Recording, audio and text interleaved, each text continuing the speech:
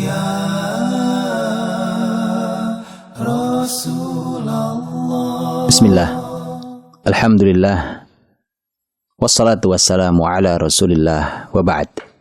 Anak, ya anak, adalah sebuah kenikmatan, anugerah besar bagi siapapun yang berumah tangga.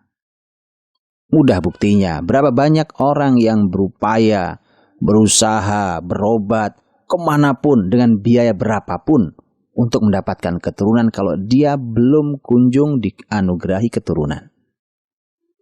Karenanya Al-Quran ingin memberikan sebuah gambaran besar bagi kita semuanya yang tengah berharap kenikmatan Allah berupa keturunan. Al-Quranul Karim selain bertutur tentang kehamilan yang biasa, ternyata Al-Quranul Karim juga bertutur tentang kehamilan yang ajaib.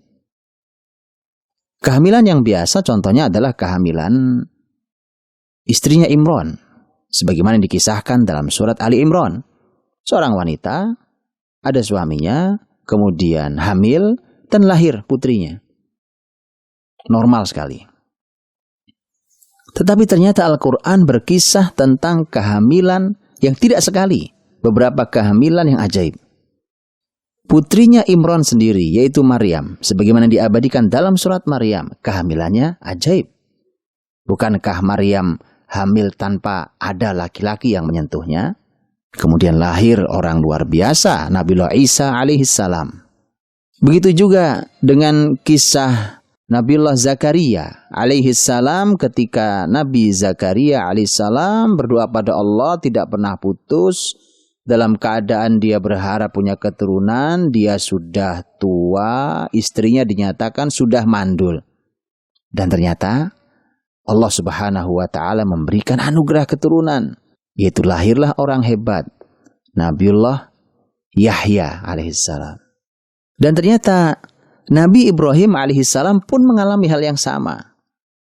Di usia juga sudah tua, dan dinyatakan juga sudah mandul. Tapi ternyata Allah berikan keturunan. Di saat menurut manusia tidak mungkin. Allah berikan keturunan. Bahkan dua orang nabi sekaligus. Yang dari keduanya lahir nasab para nabi berikutnya. Yaitu Nabiullah Ismail alaihissalam dan Nabiullah Ishaq alaihissalam. Mari kita lihat lebih detail sebagaimana yang dituturkan dalam surat Hud. Ketika Nabiullah Ibrahim dan istrinya mendapatkan tamu yang mereka tidak tahu kalau mereka adalah malaikat. Barulah ketika disuguhkan daging untuk makan yang tidak disentuh oleh tamunya, baru para tamu mengatakan bahwa kami diutus Allah Subhanahu wa Ta'ala untuk menghancurkan kaum Nabi Lut yang sudah sangat rusak.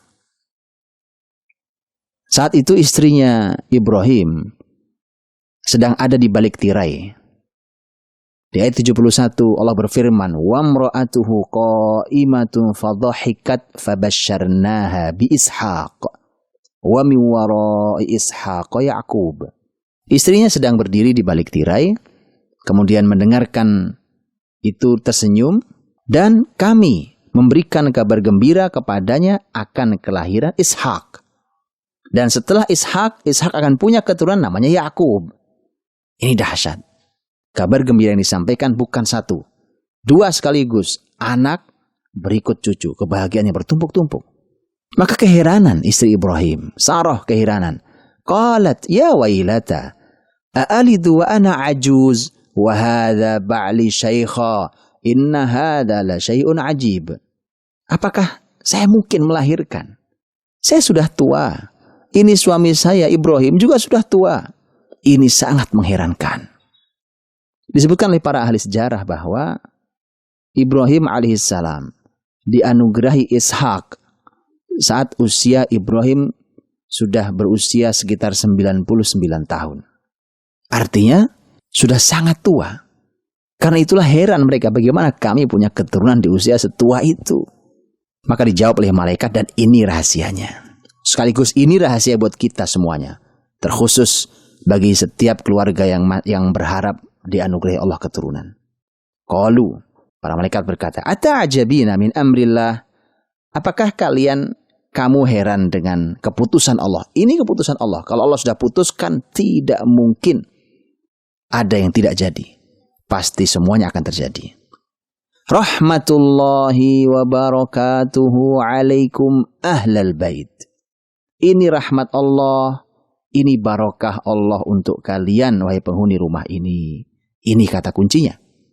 Jadilah rumah tangga sepasang suami istri yang layak untuk dikasihi Allah, diberi rahmat Allah, dan layak untuk mendapatkan barakah dari Allah Subhanahu wa Ta'ala.